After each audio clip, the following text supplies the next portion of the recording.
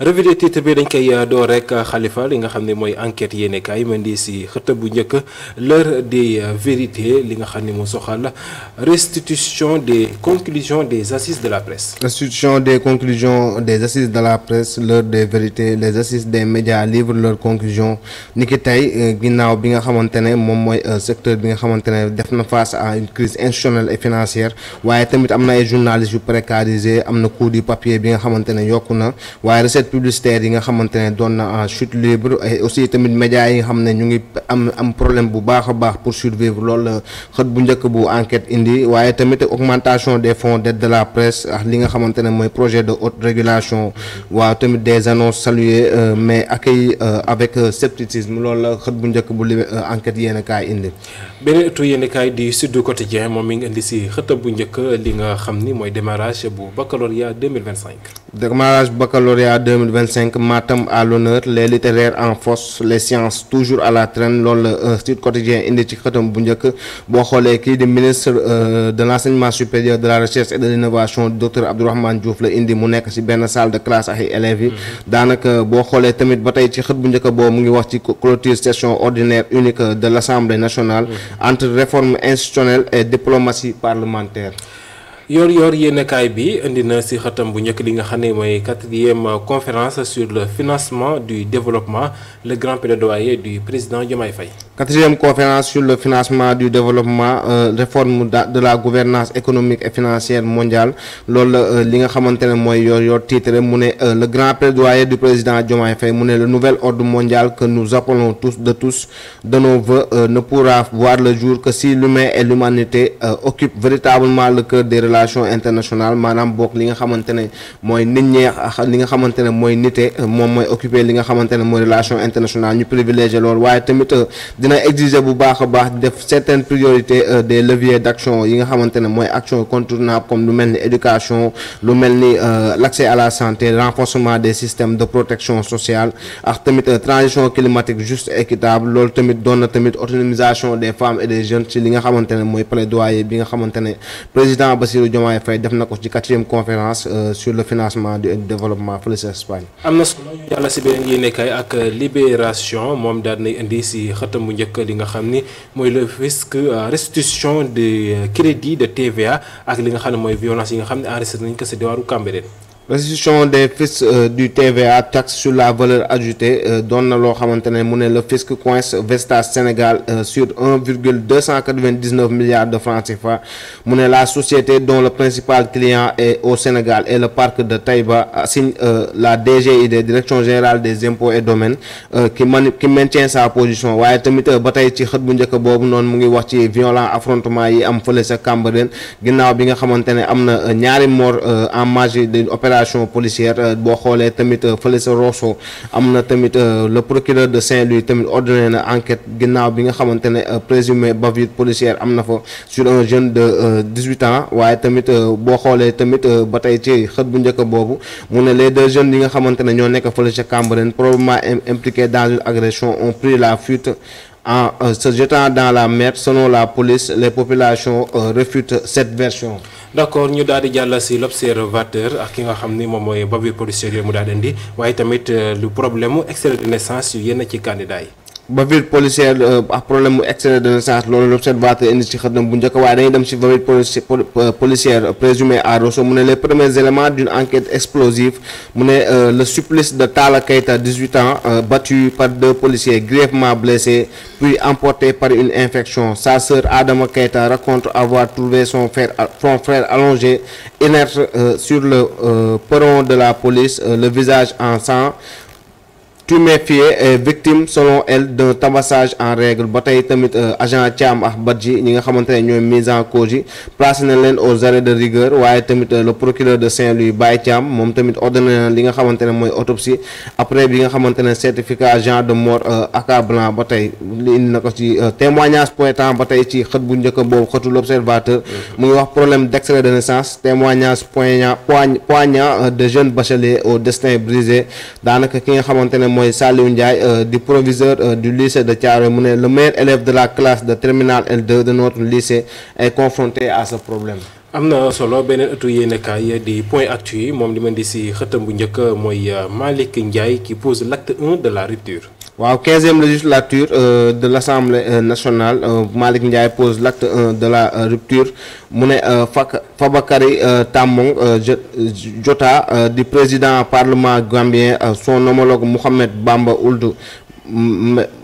Bamba Ould Megat de la Mauritanie ak ki nga xam ne mooy vice-président de la chambre des représentants du Maroc di Abdel Fassi Al Fikhri moom tamit présent nañ ci cérémonie de clôture boobu waaye kii di Aziz Tall Sall mu ngi rendre hommage bu baax a baax ki nga xamante ne mooy le président Macky Sall ak tamit di saluer esprit de responsabilité bi nga xamante ne député yi am nañ ko waaye ki nga xamante ne tamit di Ayib Daffé moom nee na les 3 missions yi nga xamante ne mooy mission constitutionnelle yu député yi wala du parlement notamment voter la loi contrôler l'action gouvernementale ak évaluer les politiques publiques ont été pleinement assurées doon na li nga xamante ne mooy kàddu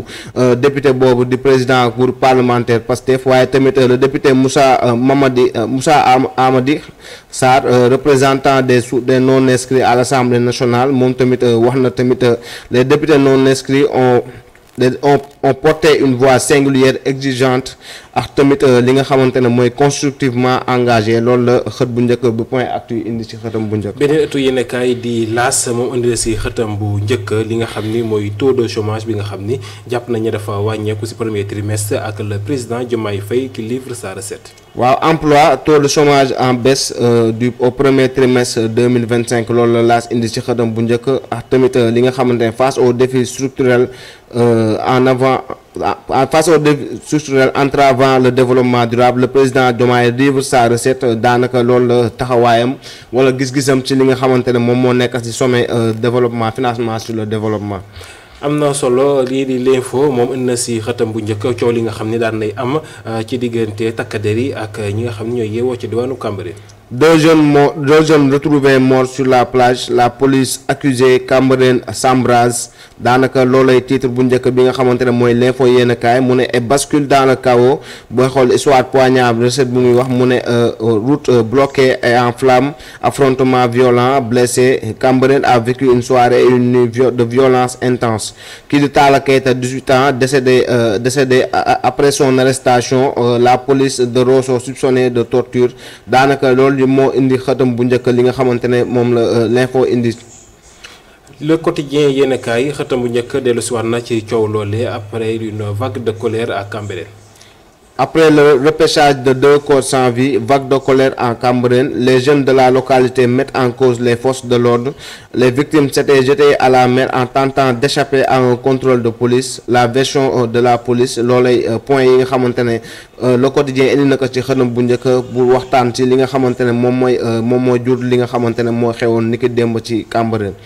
ñu jàll si beneen yéenekaay Les Échos moom li ma di si xëtam bu njëkk muy modification bu règlement intérieur bu assemblée nationale ak ñi nga xam ne mooy magistrat yi nga xam ni jël nañ seen ay matuwaay. waaw il soupçonne une volonté d'ajustement de la magistrature d'assujettissement de la magistrature il attend aussi la décision du conseil constitutionnel sur la constitutionnalité du texte yi nga xamante ne moom dina si prononcer avant ñuy prononcer waaye tamit crise de confiance tamit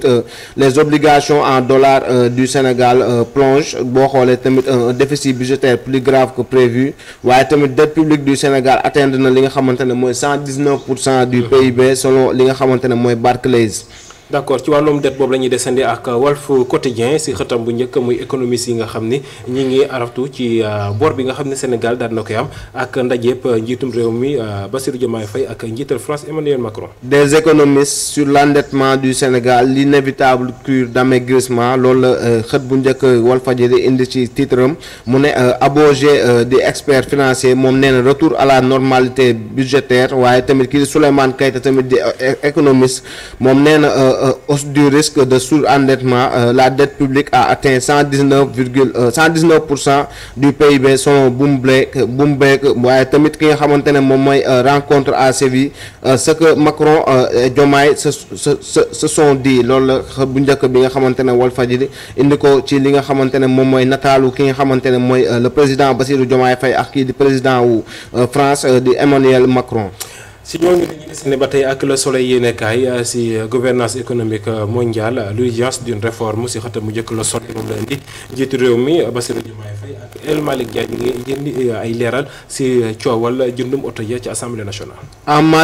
En Espagne, Bassirou Diomaye Faye a appelé à corriger les déséquilibres systémiques hérités du passé waaye tamit xët bu njëkk boobu bi le soleil mu ngi wax ci li nga xamante ne moom mooy entretien bi nga xamante ne le président français am na ko ak ki nga xamante ne mooy président Bassirou Diomaye Faye waaye tamit El Malick Ndiaye comme ni nga ko waxee Mor muy réforme véhicule budget El Malick Ndiaye s'explique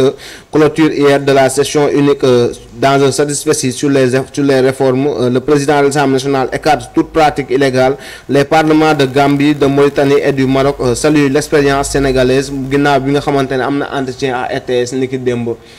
Direct News la ñuy jàll moom xëtam bu njëkk daan lii ki nga xam ni mooy Mimi Touré mi nga xam ni ci conférence internationale bu ONU il faut que l'Europe change complètement de mentalité. Mimi Touré di délégué bi club de Madrid bi nga xam ne organisation la bi regroupé 124 anciens présidents et premiers ministres moom participé na si benn panel bi ñu intitulé nouveau partenariat entre l'Union européenne et les pays en développement mu ne si sujet boobu sax li nga xamante ne mooy ancien premier ministre di Mimi Touré moom préconisé na li nga xamante ne mooy véritable changement de mentalité de la part des dirigeants européens yi ñi nga xamante ne désormais dañ war a xool seen partenaires yi comme les partenaires gagnant-gagnant seen diggante ak Afrique.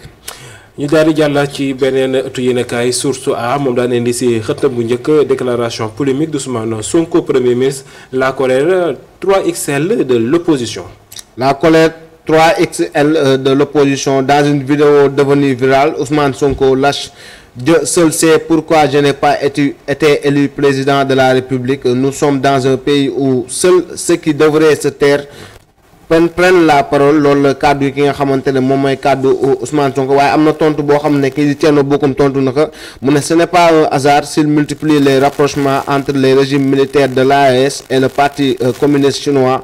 Tout s'éclaire au fond son aveu est le plus révélateur et ailleurs waaye tamit kii di ex-juge Dème wax na tamit ay kàddu jëmale ko ci Sonko mu ne chaque mot bi nga xamante ne Ousmane Sonko prononcé na rek promesse bi nga xamante ne formulé na ko rek lépp li nga xamante ne menace bi nga xam ne proféré na ko rek doon na ki nga xamante ne moom mooy wane li nga xam ne moo nekk ci moom muy benn dictateur